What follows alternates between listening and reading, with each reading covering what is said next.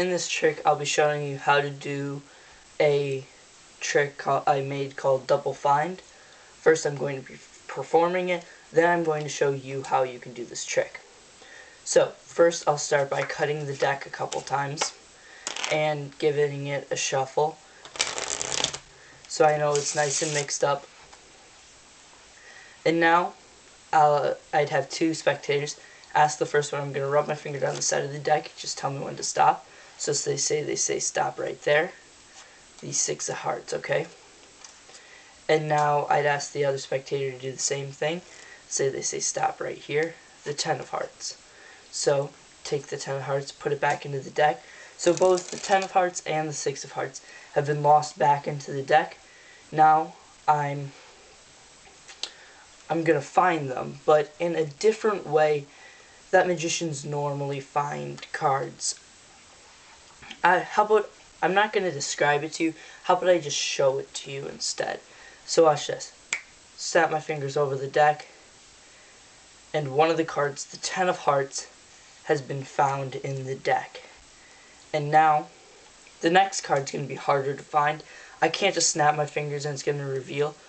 Watch, I can do this though. There's the 6 of hearts. Now I'll show you how to do this trick. So it is an impromptu trick. It does not require any setting up the deck. So you can just shuffle it a couple times. Okay. And so then what you do is you do what's called a central double lift when you're finding their cards. So when they say stop, you take out 2 cards from the middle of the deck. And you don't want to just go count them off like 1, 2 cards. You want to do it fluently, just like that.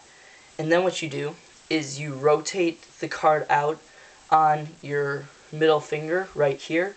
You have your middle finger, your ring finger, and pinky finger on the side of the deck here, your thumb here, and your pointer finger is just kind of supporting the back of the deck. And so this is kind of like a mechanics grip, except for just changed a little bit. And so when you have the 2 cards, this is 2 cards, but it does look like 1 card, you take it out with your other hand and just flip it over on top of the deck. And so now they think there's only 1 card on the top of the deck, which is their card, but really this other random card's the very top card. So you put that card back into the deck, and their card's still on the top. Then you do the same thing with the other card, the 9 of hearts. Say you put it back into the deck, but really now the Ace of Spades and the 9 of hearts are both still on the top, but they think it's gone. And now what you do is you flip over the deck, and now you have to do a tricky move where you have to flip over the bottom card.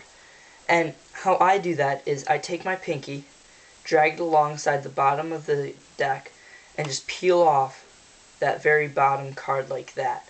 Get a break under it, and then you have the deck tilted, and then just kind of flip it over like this. You just take your pinky, drag it down your hand along this groove right here, and it kind of flips over like halfway, and then just twist over your wrist and it'll bend over the rest of the way. So I'll just show you. Just take that just like that.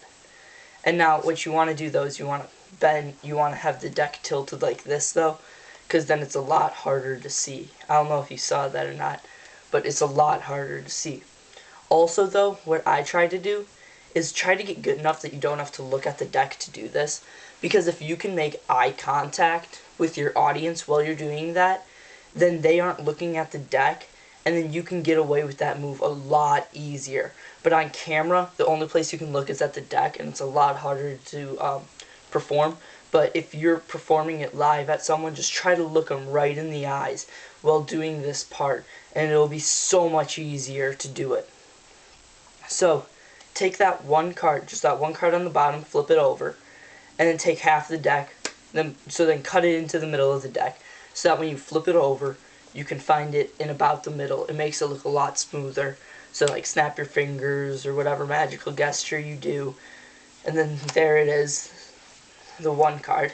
And now what you have to do, it's called the flip-flop change. What you do is you get 2 cards. Here, you pick up 2 cards, not just 1. You take the face-up card, and then the face down card, which is their other selection.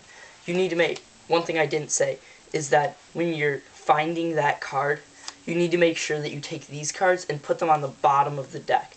You can't like just put the card face up like that, or else then it'll be burying their other selection. You have to make sure that these cards are put on the bottom of the deck.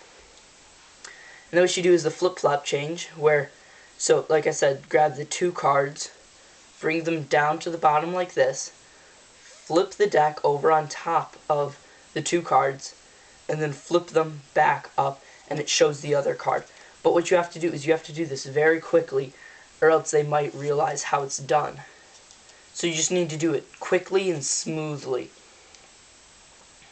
Just like that.